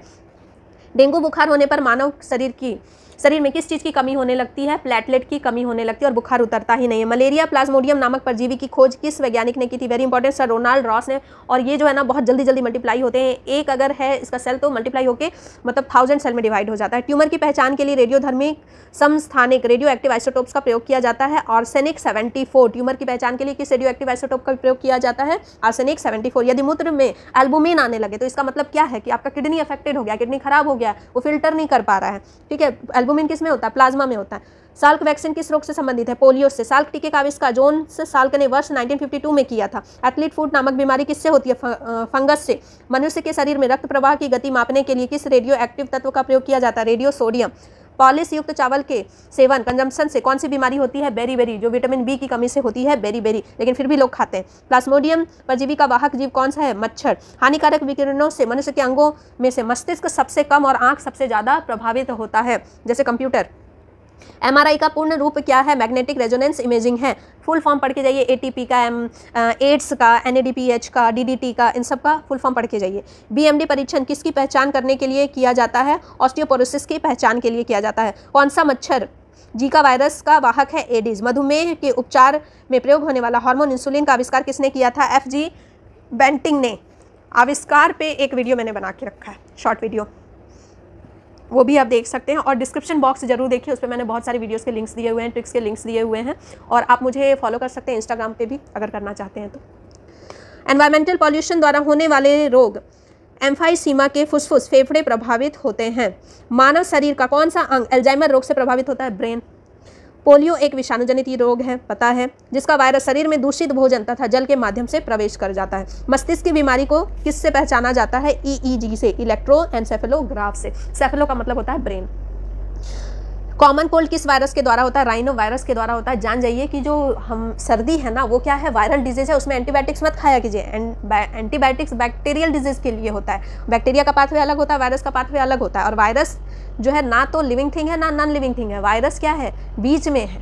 वायरस जब किसी मेटल वगैरह में प्रेजेंट होता है, कहीं और ज़मीन पे प्रेजेंट है नॉन लिविंग थिंग में, तो वो नॉन लिविंग थिंग होता है। और जब वो लिविंग थिंग में पहुंच जाता है तो वो लिविंग थिंग में बदल जाता है। ऐसा है वो। अनोस्मिया नामक रोग किससे संबंधित है? सूंघने की शक्ति से। अगर सूंघने की शक्ति आपकी खत्म हो गई है तो आपको अनोस्मिया हो गया है। सल्फा दवाइयाँ किन बीमारियों के उपचार में उपयोगी है? जीवाणु रहित बीमारियों के लिए। डीपीटी वैक्सीन का प्रयोग किन बीमारियों से बचाव के लिए किया जाता है? डिप्थीरिया, काली खांसी, टिटनेस। हृदय की धड़कन किस तत्व द्वारा नियंत्रित की जाती है? पोटेशियम। अगर आपका लक्ष्य यही है जो आप सोच करके इसको पढ़ रहे हैं तो आप डिस्ट्रैक्ट नहीं होंगे। अगर आपका ये लक्ष्य नहीं है तो आप बहुत बार डिस्ट्रैक्ट होंगे। तो पढ़ते जाइए एकदम ध्यान लगा के कि आज इसको सुनते सुनते खत्म कर देना है। जीवाणु जनित रोग, ठीक है, अब उसका रोग है और उसके कारक हैं। अब इसको अगर मैं पढ़ा भी दूं तो जितना पढ़े हैं वो भी भूल जाएंगे, तो अजीबोगरीब नाम है, तो इसको आप खुद पढ़ लीजिएगा। अगर आपके पास बुक नहीं है स्क्रीनशॉट ले लीजिए। रोगों की प्रकृति, लक्षणों एवं कारणों का अध्ययन पैथोलॉजी कहलाता है, जानते हैं।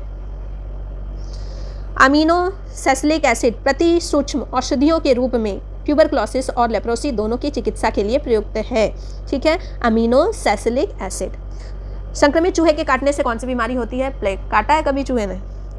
इनडिपोजिशन नामक रोग किस अंग को प्रभावित करता है? आँखों को। और इनडिस्पोजिशन नाम की बीमारी आँखों में होती है और कंजक्टिवाइटिस भी आँखों में होती है। स्लीपिंग सिकनेस नामक बीमारी ट्रिपेनोसोमा नामक प्रोटोजोआ से होती है। फाइलेरिया नामक रोग किसके कारण होता है? राउंड वॉर्म्स के कारण होता है। HIV द्वारा होने वाला रोग कौन सा है? एड्स। एड्स का फुल फॉर्म क्या है? Acquired immunodeficiency syndrome. Down syndrome नामक अनुवांशिक विकार किसके कारण होता है? गुणसूत्रों की संख्या में परिवर्तन के कारण। क्रोमोसोम्स हमारे सेल के अंदर पाए जाते हैं और इनकी संख्या कितनी होती है? 23 पेयर में होते हैं, जिसमें कि 22 ऑटोसोम्स होते हैं। 23rd पेयर जो होता है सेक्स क्रोमोसोम होता है, वही डिसाइड करता है कि आप मेल होंगे या फीमेल होंगे। XX क्रोमोसोम है आपके अंदर तो आप फीमेल है, XY है तो आप मेल हैं। तो उसमें अगर कमी हो जाती है, 23 पेयर में पाए जाते हैं, अगर मान लीजिए एक भी क्रोमोसोम कम हो गया और एक ज़्यादा हो गया तो बहुत सारी बीमारियाँ होती हैं। क्लिनफेल्टर सिंड्रोम, डाउन सिंड्रोम, इस तरह की बीमारियाँ हो जाती हैं। एड्स रोग HIV नामक विषाणु से होता है, जिसमें RNA एवं प्रोटीन पाया जाता है। एड्स किसका संक्षिप्त रूप है? एक्वायर्ड इम्यूनोडेफिशिएंसी सिंड्रोम, बता दिया मैंने। एड्स वायरस HTLV-3 की खोज किसने की थी? रॉबर्ट गैलो ने। एड्स के उपचार के लिए सबसे उपयुक्त दवाई कौन सी है? जीडोवुडिन, याद रखिएगा जीडोवुडिन। जापानी एन्सेफेलाइटिस बीमारी विषाणु के कारण फैलती है। इसके उन्मूलन के लिए सूरों को मानव से दूर रखा जाता है। एलिसा परीक्षण किस रोग की पहचान के लिए किया जाता है? एड्स के लिए। थैलेसीमिया के रोगी में शरीर किसके संश्लेषण की क्षमता नहीं रखता? हीमोग्लोबिन के। स्त्रियों की तुलना में पुरुष कलर ब्लाइंडनेस से ज़्यादा अधिक प्रभावित होते हैं, क्योंकि जो कलर का जो होता है ना जीन, वो एक्स क्रोमोसोम में पाया जाता है और पुरुष में एक एक्स क्रोमोसोम कम होता है। उनमें क्या होता है? XY होता है और जो फीमेल होती है वो 20% ज़्यादा कलर देख लेती हैं। एड्स, छोटी माता एवं गलसुआ तीनों संक्रामक बीमारी है। अल्फा टॉक्सिन खाद्य विषाक्तन द्वारा कौन सा अंग प्रभावित होता है? Liver.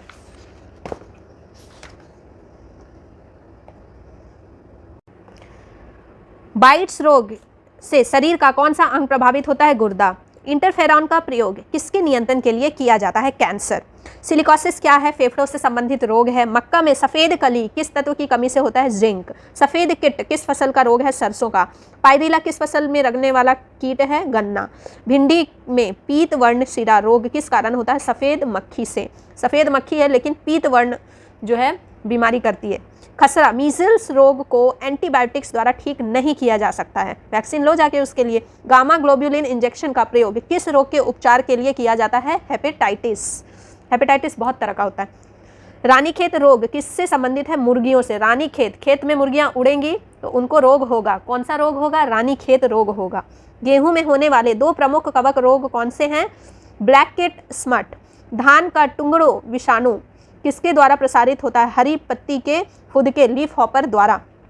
Bird flu HSN1 influenza विषाणु के कारण होता है। BCG, बैसिले कैलमेटे ग्यूरिन, BCG का टीका जो है नवजात शिशु को कब लगाया जाता है? जन्म के तुरंत बाद लगाया जाता है। पशुओं में प्रोटोजोआ जनित रोग के लक्षण, तो ये बहुत सारे अलग अलग तरह के प्रोटोजोआ जनित रोग हैं, बैक्टीरियल डिजीज हैं। अभी मैं इसका ट्रिक बता देती हूँ, पहले हम इसको कंप्लीट कर लेते हैं फटाफट। यकृत, हेपेटाइटिस कैसा रोग है? विषाणु जनित रोग है। रोगों के संचरण के लिए उत्तरदायी कीटों को क्या कहते हैं? वेक्ट कहते हैं। मतलब जो अगर किसी ऑर्गेनिज्म से हो रहा है तो उसको क्या बोलते हैं? वेक्ट कहते हैं। वेक्टर वाला डिजीज, ठीक है, वेक्टर डिजीज। और एक होता है कम्युनिकेबल डिजीज, इन्फेक्शियस डिजीज। तो वेक्टर काउज डिजीज होता है जैसे जो इससे हो गया आपको मच्छर वगैरह से जैसे हो जाता है ना। थैलेसीमिया एक आनुवंशिक की बीमारी है। यह किसको प्रभावित करती है? ब्लड को, कम हो जाता है इसमें हीमोग्लोबिन। ग्लाइकोमा किस अंग का रोग है? नेत्र का। पोलियोमाइलेटाइस किस रोग किससे फैलता है? विषाणुओं से। रक्त में RH क्या है? प्रतिजन। RH क्या है? फैक्टर है। RH फैक्टर किसी में होता है किसी में नहीं होता है, और जो एक्सेस जो है होता ही है, और जिनमें नहीं होता है वो 2% लोग पाए जाते हैं जो नेगेटिव वाले होते हैं। वो अगर लेडीज़ है तो बहुत ज़्यादा प्रॉब्लम होती है प्रेगनेंसी में। कोरोना वायरस एवं कोविड-19, इससे रिलेटेड क्वेश्चन बहुत आएंगे आपको कि कोरोना वायरस किस तरह का रोग है। ठीक है, कोरोना वायरस विषाणुओं का एक बड़ा समूह है जो मानव तथा जानवरों में रोग उत्पन्न कर सकता है। कोरोना वायरस में रेस्पिरेटरी इन्फेक्शन होता है। ठीक है, आपका जो एल्वियोलाई है उसमें जाकर के कोरोना जम जाता है, सांस लेने में दिक्कत होने लगती है। इसमें सामान्य जुकाम से लेकर सीवियर एक्यूट रेस्पिरेटरी सिंड्रोम तक हो सकते हैं आपको। ये सबसे पहले कहाँ खोजा गया था? वुहान में हुआ था, वुहान में, चाइना के वुहान में हुआ था, और अभी तक रीजन पता नहीं चला है किस वजह से हुआ था। चीन के वुहान शहर में दिसंबर 29 में पता चला था, फिर ये धीरे धीरे सब जगह फैल गया, उन लोगों ने एक्चुअली फैला दिया और WHO ने इसको पैंडेमिक घोषित कर दिया, और 10 जनवरी तक 8.9 करोड़ से अधिक लोग कोविड-19 से संक्रमित हो गए। फिर इसके लक्षण क्या हम सभी जानते हैं, कंजक्टिवाइटिस, बुखार, फिर स्वाद ना लगना, स्मेल ना आना। और उपचार क्या है? काढ़े पियो, अभी कोई उपचार नहीं है, वैक्सीन ले लो। अगर 50 से ऊपर के हो तो, 50 के ऊपर के तो आप देख नहीं रहे होगे, है ना। तो आप क्या करना है, वो दिन रात टीवी में दिखाते रहता है, फ़ोन में आप सुनते ही रहते हो कि क्या करना है, मास्क लगाओ, 2 गज की दूरी, मास्क है ज़रूरी, फिर हाथ धो, और विटामिन्स बहुत ज़्यादा अमाउंट में लो, क्योंकि vitamins are the protective food. Vitamins क्यों लें हम मल्टीविटामिन? तो ये क्वेश्चन नहीं आता है मन में, इसलिए लें क्योंकि vitamins are the protective food. ये हमको प्रोटेक्ट करते हैं डिजीज से। ये हमारे जो WBC है ना, जो डिफेंस सिस्टम, उसको औजार बनाने के लिए जो है रॉ मटेरियल देते हैं। तभी तो अगर आप खाओगे पिज्ज़ा वगैरह बना के खा रहे हो लॉकडाउन में बहुत ज़्यादा, तो वो बेचारा जब उसके पास कोरोना वायरस आएगा तो वो औजार कैसे तैयार करेगा, कैसे मारेगा उसको? तो खाइए, एंड मतलब विटामिन्स वगैरह बहुत ज़्यादा खाइए, स्पेशली विटामिन C। ये इम्यून सिस्टम को आपके बूस्ट करता है। फिर है टिक्का रोग, किसमें होता है? मूंगफली में। मूंगफली का टिक्का खाइए, टिक्का रोग हो जाएगा। हाइड्रोफोबिया, मजाक कर रही हूँ। हाइड्रोफोबिया रोग मुख्यतः किस विषाणु के कारण उत्पन्न होता है? Rabies virus. खसरा किस संक्रमण के कारण होता है? विषाणु। जंतुओं में होने वाली फुट एंड माउथ रोग किसके कारण उत्पन्न होती है? विषाणु। बड़ा गंदा लगता है देखने में। वृक्ष की सालों पर उगने वाले कवक कहलाते हैं कोर्टिकोलस। खैरा रोग किसके कारण होता है? जस्ता की कमी के कारण खैरा रोग होता है। जस्ता की कमी हो गई और खैरा हो गया। चाय में लाल रस्ट रोग, हरे शैवाल हरा है लेकिन लाल रस्ट रोग हो गया, किसमें? चाय में। नींबू का कैकर जीवाणु से होता है। पचे हुए भोजन में मौजूद विषैले पदार्थ का कौन सा अंग चूषण करता है? यकृत करता है। यकृत फिल्टर करता है ना, पॉइजनस चीज़ों को डिटॉक्सिफाई करता है। काला जार का संचालन किसके द्वारा होता है? सिकता मक्खी। इस मक्खी को मारो, ये क्या करती है? काला जार फैलाती है, सिकता मक्खी। काली खांसी से बचाव के लिए शिशुओं का कौन सा टीका लगाया जाता है? DPT, डिप्थेरिया, पर्टुसिस और टिटनस। अब देख लेते हैं महत्वपूर्ण वैज्ञानिक क्षेत्र एवं उनके जनक। अनुवांशिकी के जनक G.J. मेंडल, बार बार इनका नाम आ रहा है, पढ़ लो इनके बारे में। इनकी लाइफ जो है बहुत स्ट्रगलिंग रही थी, बहुत ज़्यादा स्ट्रगलिंग। इस पर भी मैंने एक वीडियो बनाया हुआ है कि ये कैसे थे, इनकी लाइफ स्टोरी क्या है, पूरी बहुत इंस्पायरिंग स्टोरी है। लेकिन इनकी सूक्ष्म जैविकों के जनक लुई पास्चर, प्रतिरक्षा विज्ञान के जनक एडवर्ड जेनर, जीवाणु विज्ञान के जनक रॉबर्ट कोच। अब है सारे रोग, फिर पौधों में लगने वाले रोग। इसका मैंने ट्रिक नहीं बनाया है, लेकिन बहुत जल्दी मैं इस पर ट्रिक बनाऊंगी। ये है, पहले उनके नाम हैं, तो ये अगर नाम अभी मैं पूरा पढ़ दूं तो आप जितना पढ़े हो सब भूल जाओगे। तो इसका स्क्रीनशॉट ले लो फटाफट। इसमें हाँ, जो इजी वाला चीज़ है उसको पढ़ते हैं फटाक से। अजैविक पादप रोग, नींबू में डाई बैक कैसे होता है? कॉपर की कमी की वजह से। कॉपर की कमी से डाई बैक हो जाता है। आंवले में आंतरिक निक्रोसिन, बोरोन की कमी से। नींबू में लिटिल लीफ, कॉपर की कमी से। आम में लिटिल लीफ, जस्ता की कमी से। मटर में मार्स रोग, मैग्नीज की कमी से। मैग्नीज की कमी से मार्स रोग। धान में खैरा रोग, जस्ता की कमी से। जस्ता की कमी से धान में खैरा रोग हो गया। फूल गोभी में हिप्टेल मॉलिब्डेनम की कमी से। चुकंदर में हार्ट रॉट जो है, चुकंदर में हार्ट होता है चुकंदर में, ठीक है, समझा रही हूँ बस।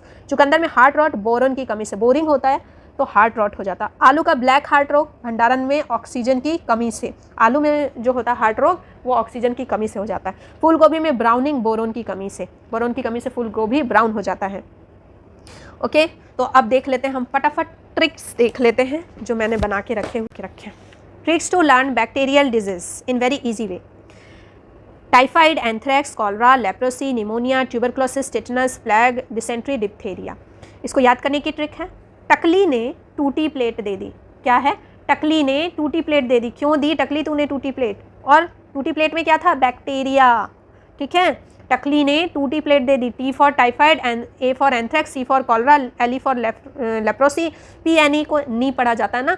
नी for pneumonia, T for tuberculosis, T for tetanus, play for plague, D for dysentery, D for diphtheria. टकली ने टूटी प्लेट दे दी।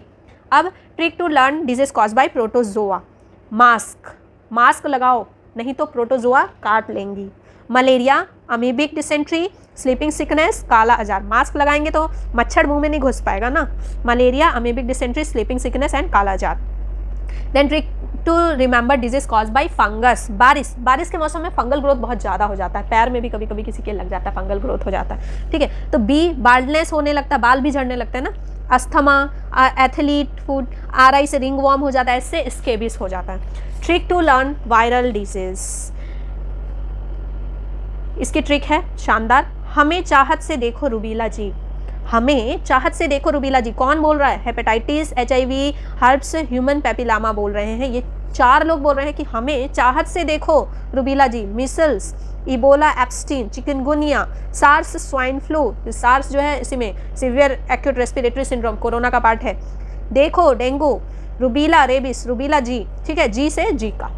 तो अगर ये सारी ट्रिक पसंद आई है तो गाइज वीडियो को लाइक शेयर सब्सक्राइब जरूर कीजिएगा। और भी बहुत सारी ट्रिक की वीडियो हैं, मैं उसका लिंक डिस्क्रिप्शन बॉक्स में दे दी हूँ।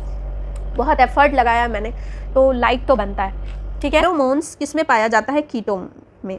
आयोडीन किससे प्राप्त होता है? सेवॉल से, लेमिनेरिया सेवॉल से।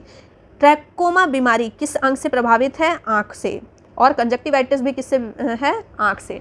और जब हम नेत्र दान करते हैं तो एक्चुअली हम क्या दान करते हैं? पूरा आँख निकाल के दे देते हैं? नहीं, सिर्फ हम क्या दान करते हैं? कॉर्निया। स्थानीय वनस्पतियों का संग्रह क्या कहलाता है? हर्बेरियम।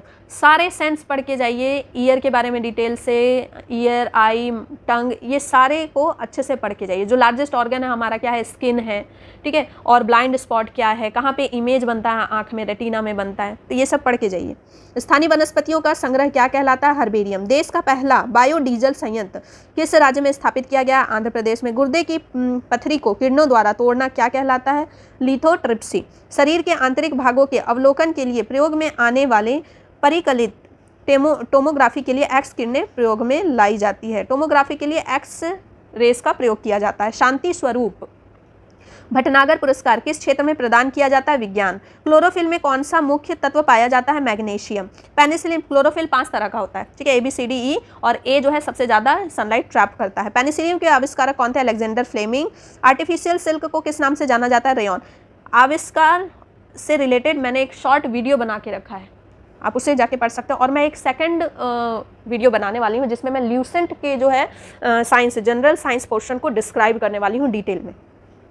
तो चैनल को सब्सक्राइब कर लीजिए ताकि आपको उसका नोटिफिकेशन टाइमली मिल जाए और आपका साइंस एकदम अप टू डेट हो जाए। आर्टिफिशियल सिल्क को किस नाम से जाना जाता है? Rayon. 2,4-D24 dichlorophenoxy acidic acid का प्रयोग किसके लिए किया जाता है? हर्बिसाइड के लिए किया जाता है। फिर DDT क्या है? इंसेक्टिसाइड है। डाइक्लोरो जो है ट्राइक्लोरोइथेन। एक परजीवी पर दूसरे परजीवी को आश्रित रहने को क्या बोलते हैं? सब पैरासिटिज्म। आँख की सुग्राहकता किस रंग के लिए सबसे अधिक होती है? पीले एवं हरे रंग के लिए। फिर आँख में रॉड्स और कोन्स पाए जाते हैं। कोन्स क्या करता है? रॉड्स का क्या काम है? रॉड्स किस में पाए जाते हैं? कोन्स किस में पाए जाते हैं? ये सब कुछ पढ़ के जाइए। बायोडीजल बनाने में किस वनस्पति का प्रयोग किया जाता है? रतनजोत जैट्रोफा। ऊर्जा के वैकल्पिक स्रोतों के संदर्भ में जैव ईंधन एथेनॉल, बायोफ्यूल एथेनॉल किससे प्राप्त किया जा सकता है? गन्ना और मक्का से। व्हाइट लेग हॉर्न किसकी एक किस्म है? चिकन की। टर्माइट को अन्य किस नाम से जाना जाता है? व्हाइट एंट। भारत में high security animal disease laboratory Bhopal में स्थित है। नाको, नेशनल एड्स कंट्रोल ऑर्गेनाइजेशन नामक एक संस्था है, किससे संबंधित है? एड्स से। Central drug research institute CDRI कहाँ है? लखनऊ में। भारतीय सर्वेक्षण विभाग किस मंत्रालय के अधीन है? विज्ञान और प्रौद्योगिकी मंत्रालय के। ऑक्जेनोमीटर का प्रयोग किसके लिए किया जाता है? पादपों की वृद्धि दर नापने के लिए। भारत का प्रथम दंत चिकित्सक महाविद्यालय कहाँ स्थापित किया गया है? कोलकाता में। फेटल ग्रोथ को मापने के लिए अल्ट्रासोनिक्स तकनीक का प्रयोग किया जाता है, मतलब बच्चों के ग्रोथ को नापने के लिए अल्ट्रासोनिक का उपयोग किया जाता है। हेरोइन नोस्कापिन किस पादप से निर्मित की जाती है? अफीम पोस्ता से। बारूदी सुरंगों का पता लगाने के लिए कौन से जंतु उपयोगी होते हैं? मधुमक्खी। मधुमक्खी कॉलोनी के सदस्य अपने सदस्यों को कैसे पहचानते हैं? डांस से। टमाटर के बीज हरित फल का उत्पादन किस प्रकार संभव है? पुष्पों पर हार्मोन के छिड़काव से। पॉली हाउस का प्रयोग पौधों को उगाने के लिए किया जाता है। जिम्नोस्पर्म के अंतर्गत ऐसे पौधों को रखा जाता है जिनके बीज जो है नेकेड है। जिम्नो का मतलब होता है नेकेड और स्पर्म का मतलब होता है बीज, तो जिनके बीज नेकेड होते हैं उनको जिम्नोस्पर्म बोला जाता है। और एंजियोस्पर्म जिनके बीज अंदर होते हैं, एंजियो मतलब अंदर। मधुमक्खियों की भाषा को पहचानने के लिए किसे नोबेल पुरस्कार से सम्मानित किया गया था? कार्ल वन फ्रिसको। मधुमक्खियों की हिस्ट्री बहुत इंपॉर्टेंट है और बहुत मतलब इंटरेस्टिंग होती है कि वो कैसे अपना लाइफ स्पेंड करते हैं। बहुत परफेक्ट होते हैं वो, बहुत परफेक्ट आर्किटेक्चर होते हैं। जब आप किसी हनीकॉम्ब को देखेंगे तो सारा जितना एक जो उनका सेल होता है दूसरे सेल से एकदम मिलता जुलता है, जरा भी ऊंच नीच नहीं होती है। और जो हनी होता है वो कभी ख़राब नहीं होता है। तो ऐसा क्या करते हैं वो लोग कि हनी कभी ख़राब नहीं होता है। अंगोरा ऊन किससे प्राप्त होती है? खरगोश से। गुरुत्व बल के विपरीत पौधों के तने में गुरुत्व बल के विपरीत पौधे के तने में पानी की सक्रियता का क्या कारण है? वाष्पोत्सर्जन मतलब ट्रांसपीरेशन। ट्रांसपीरेशन के कारण ही ऊपर ट्रांसपीरेशन पुल होता है, नीचे से रूट प्रेशर होता है, तभी पानी नीचे से ऊपर जा पाता है, नहीं तो पानी हमेशा ऊपर से नीचे आता है।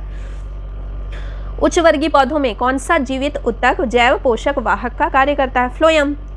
पेसमेकर किस नाम से जाना जाता है? ऐसे नोड। शीत पेयों में किस पदार्थ पर्याप्त मात्रा में होती है? कैफीन की मात्रा पर्याप्त मात्रा में होती है। डॉक्टरों द्वारा मरीजों के आंतरिक भागों का परीक्षण करने वाला एंडोस्कोप प्रकाश के पूर्ण आंतरिक परावर्तन टोटल इंटरनल रिफ्लेक्शन के सिद्धांत पर कार्य करता है। हरगोविंद खुराना को किस उपलब्धि के लिए नोबेल पुरस्कार से सम्मानित किया गया? जेनेटिक कोड की व्याख्या तथा प्रोटीन के संश्लेषण में उनकी भूमिका को समझाने के लिए। प्रयोग में सर्वप्रथम डीएनए का संश्लेषण किसने किया था? हरगोविंद खुराना ने किया था। डॉग्स उपजातियों में कौन सी उपजाति भौंकने में असमर्थ होती है? डिंगो। मतलब कुत्ते में एक ऐसी प्रजाति है जो भौंक नहीं पाती, वो है डिंगो। पहली बार जाना। डीएनए जो है डाईऑक्सी राइबो न्यूक्लिक एसिड बोला जाता है, जिसका मॉडल किसने दिया था, इसका स्ट्रक्चर किसने दिया था? Double helix structure Watson and Crick ने दिया था। माइटोसिस मियोसिस बहुत इंपॉर्टेंट है। बीज के प्रकीर्णन की सेंसर विधि किस पादप में पाई जाती है? पोस्ते में। ऊंट अपने हम्प का प्रयोग किसके लिए करते हैं? फैट के स्टोरेज के। अगर ऊंट का जो हम्प है वो छोटा होते जा रहा है, फिर धीरे धीरे लटकते जा रहा है, इसका मतलब कि वो ऊंट अब बीमार हो गया, उसके अंदर शक्ति नहीं बची है। जितना अच्छा हम्प, इसका मतलब वो उतना स्वस्थ है वो ऊंट। जार्विक सार्थ कृत्रिम हृदय का आविष्कार किसने किया था? रॉबर्ट जार्विक ने। जार्विक ने जो है कृत्रिम हार्ट का आविष्कार किया था। संयुक्त राज्य अमेरिका की सेना ने वियतनाम युद्ध में प्रयुक्त खरपतवार नाशक रसायन एजेंट ऑरेंज के नाम से जाना जाता है। वृक्ष की आयु कैसे निर्धारित होती है? बता दिया कि उनके जो रिंग्स होते हैं ना, काटने पर जो रिंग्स दिखाई देते हैं उसके आधार पर।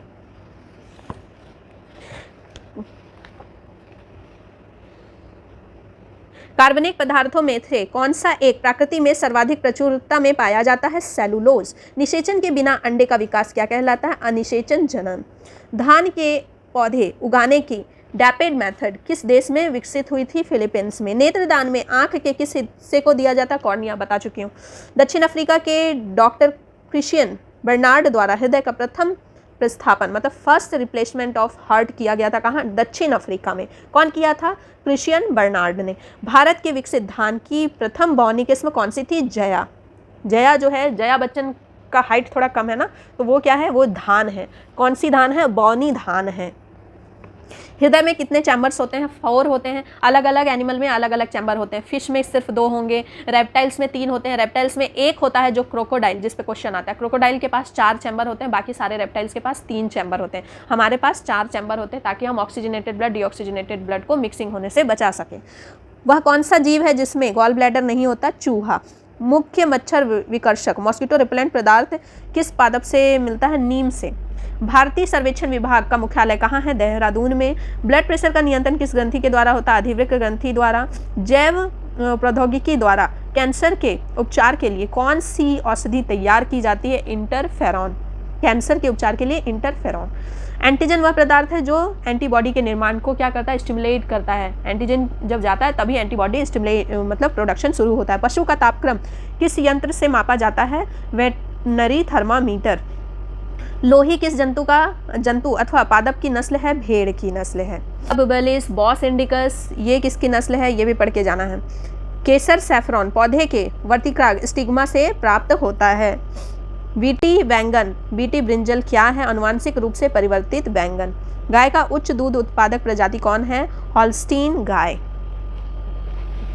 धान की फसल में नील हरित शैवाल का प्रयोग जैव उर्वरक के रूप में नाइट्रोजन की आपूर्ति के लिए किया जाता है। ग्रीन रिवॉल्यूशन भी पढ़ के जाइए, ग्रीन रिवॉल्यूशन पे भी क्वेश्चन आते हैं।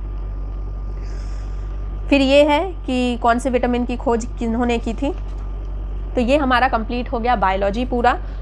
आई होप कि ये वीडियो आपको पसंद आई होगी, और अगर आप बायोलॉजी को और डिटेल में पढ़ना चाहते हैं, ल्यूसेंट जनरल साइंस से पढ़ना चाहते हैं, तो आप मुझे कमेंट बॉक्स में कमेंट कीजिए और मुझे फीडबैक ज़रूर दीजिए कि इसमें क्या कमी थी इस सेशन में, ताकि मैं उसको नेक्स्ट सेशन में सुधार सकूँ। मैं PDF के थ्रू भी पढ़ा सकती हूँ, पेनटेप वगैरह है मेरे पास, मैं उस तरह से भी पढ़ा सकती हूँ, मैं बोर्ड पर भी पढ़ा सकती हूँ। तो आप जैसा कहेंगे मैं उस तरह से पढ़ाने को तैयार हूँ। आप लेकिन फीडबैक ज़रूर दीजिए। और हिंद, जय भारत।